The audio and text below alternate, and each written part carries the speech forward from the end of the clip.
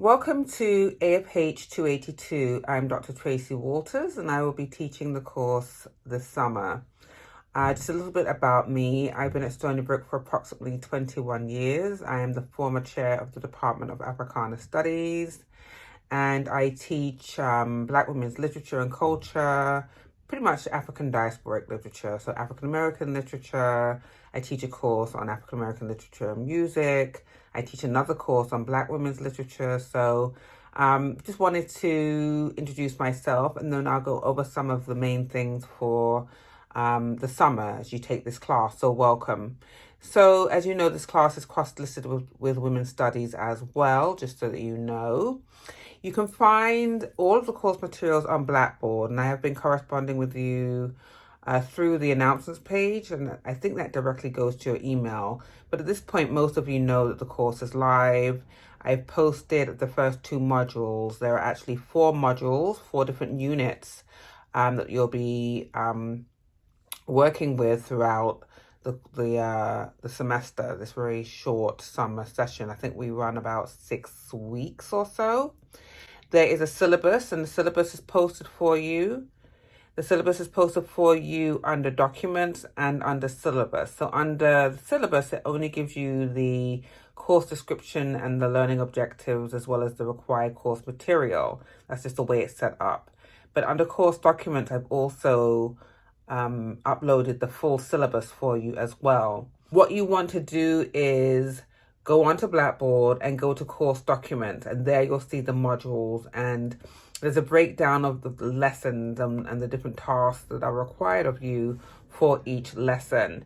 Just so that you're clear on the readings, you are to purchase, and hopefully you have at this point, Women Writing Resistance, Essays on Latin America and the Caribbean, and there are about 5 readings that I've scheduled from that book, and then there's one that you will choose on your own. In addition to that, you have Edward Dandicat's Breath Eyes Memory and Christina Garcia's Dreaming in Cuban. Then there are some videos for you to watch by Nicole Dennis-Ben as well as Stacey Ann Chin. And so you can pull those up, and those documents too are listed on Blackboard. And Audre Lorde, I almost forgot. So we are fully online.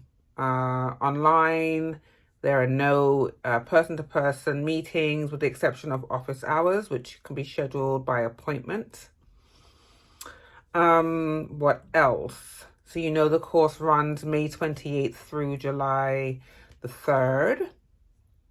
I think most people know that. And so just also make sure you check for the add drop periods, etc., because you'll need to know if you're having a problem or, whatever. You just need to know what those dates are. So we're actually going to start with the Women Writing Resistance. Then we move, and so you'll read some short essays from that. Then we'll move on to, I think it's Breath Eyes Memory, and then we do Dreaming in Cuban. So basically, we're going to start with an overview of Caribbean feminism. That's how we're going to start with the essays that I've assigned. We'll then, it's kind of an overview of post-colonial feminist studies. Then we'll move on to the novels, and we're going to start with, I'm doing it thematically. So history is memory, mother-daughter relationships. From there we move to, I think, identity. And then we go on to sexuality. So you'll see the different feminism and queerness and Caribbean lit. You'll see the different modules that have been outlined thematically. In terms of the evaluation, you will have, I believe, let me just check, you have a long paper, which is 30%, discussion board posts, which amount to about 10%, and 3 short homework assignments. For your papers, I ask that you use MLA style. For the long papers, 8 to 10 pages. For the short papers, they're about 3 to 5 pages. Let me explain the discussion board. So what will happen is you'll see that I've posted 4 different threads, and I would like you to respond to at least 3 of those 4 threads to the questions that I've posed or the statements that I've made, and then at least 3 times also respond to statements by your classmates. And I'd like you to also pose questions, okay? So you respond to me at least 3 times, and then you're going to pose a question at least 3 times, and you're going to also respond to a classmate at least 3 times. This is just so that we can have a sense of community, right? So I post something on the thread. You respond to what I say. You give it a couple of days to see what your classmate has said. You respond to them, and then you also pose a question. So it's really a total of 9 times that you will engage with the discussion board. Again, I've posted 4 threads. 3 times throughout the semester, you will respond to what I have to say. You will respond to what your classmates have said, and then you will pose 3 of your own questions as they pertain to 3 different threads. So that's 9 times. I hope that I've made myself clear there. And then, obviously communication. Again, as I said, you can feel free to send an email to schedule an appointment with me.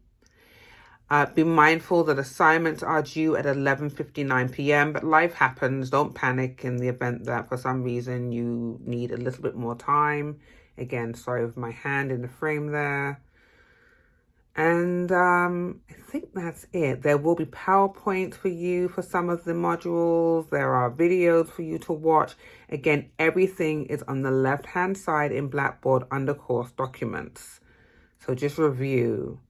Sometimes I might make a mistake here and there with a date or something. I'm doing my best to just double check everything, but that's fine. You can always send an email to confirm that what is scheduled for that date is as is written.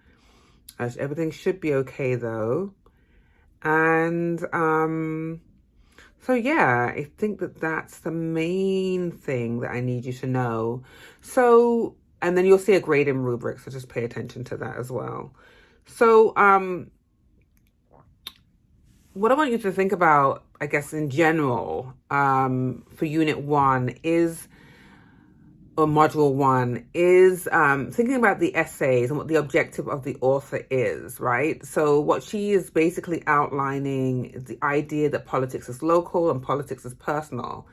And the book is actually one among many readers that are some really good readers of contemporary criticism on post-colonial feminism. It's a really good one.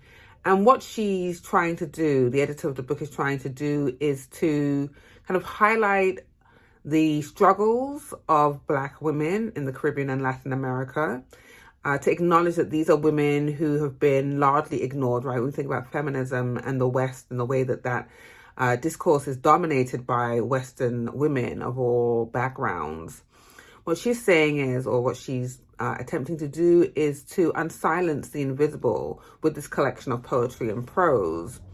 And she's focusing primarily on this theme of resistance, feminist resistance to oppression, and thinking about colonialism and the effects of globalization and capitalism, migration, trade, environment, imperialism.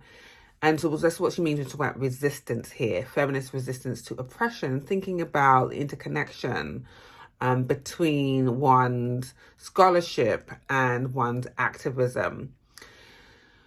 The essays you will find in Writing Resistance, these essays are not only about women as individuals, but they are also about the nation, and it's often gendered, right? And this is not new to you as female, as well as the particular struggles of women who are marginalized under patriarchal capitalism. The title of the book reflects on the objective of the collection, which is to recognize the intersection, again, of scholarship and cultural activism and identify the issues, the history, the politics. And there's a document that I think that the authors are documenting what has happened in their nations politically and historically. as it pertains to the oppression, not just of women, but of the people in general. But they are also offering solutions, a way to move forward. Solutions for, as she says, the editor, an equitable, peaceful, and sustainable future for the Americas and the world. This is Browdy, of course. And to rethink history and to re-envision the present. So this history of colonialism and slavery amassed wealth for the colonizer, right? The Europeans. They established this farcical racial hierarchy and imperial domination. Inevitably, there were rebellions across the Caribbean and eventual independence, which freed nations in theory, but many remain bound financially to the West, politically, economically, and hegemonically, in terms of culturally, in the way that people thought, and this privileging and this idea that the European values and ways of life were superior. But also politically, thinking about NAFTA and the IMF and the way that they have manipulated and controlled poorer nations, and think about, how do women fare in all of this, right? How do women suffer? What are the challenges? In the 1960s and 70s, there were a number of uprisings, rebellions, resistance movements across the Caribbean and Latin America, social justice movements in Grenada and Cuba. Thinking about the Cold War as well. What has been women's involvement in these resistance struggles? What the collection urges us to think about is these Caribbean and Latin American women, indigeneity, sexism, racism, the struggles that they have encountered. And the writers use their text to challenge the way that these groups have been seen, and also to think about borders, right? Crossing borders linguistically, socially, and culturally. So all of this you're going to see as you read. And to this quote that she references from Alexander and Mohanty in this call for democratic solidarity. Quote, "In order for solidarity between third world women in the geographical third world and women of color in the first world to take place, and I would add between the aforementioned groups and white feminists as well, imperialist domination and capitalist attitudes toward acquisition and advancement must become part of a feminist project of liberation. Feminist democratic practice in this context, then, cannot be about self-advancement, upward mobility, or maintenance of the first world status quo.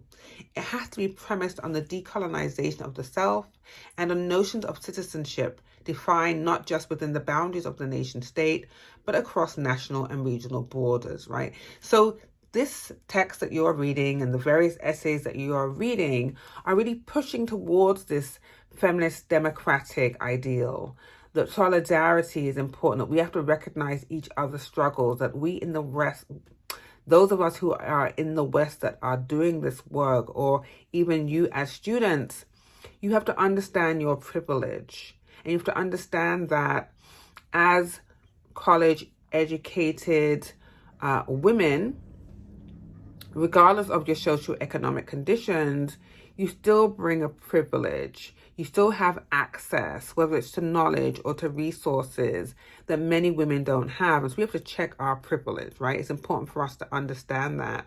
And if we're going to work together, if we're going to acknowledge that there is a struggle, that there are struggles that are specific to certain groups of individuals that don't necessarily impact our lives, that we need to be cognizant of what's happening.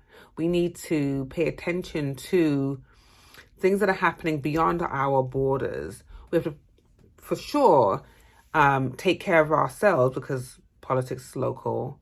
But it behooves us in a class like this to broaden our awareness of the struggles of others beyond our nation state, crossing borders intellectually. So happy reading. If you have any questions, feel free to send me an email. Thank you.